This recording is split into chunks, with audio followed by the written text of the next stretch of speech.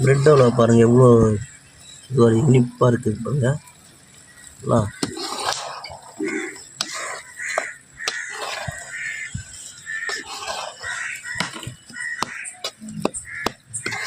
Bread halwa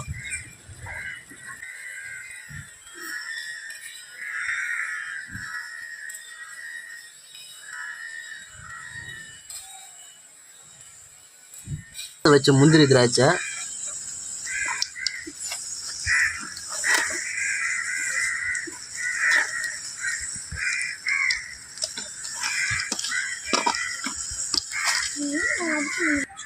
bread halwa super.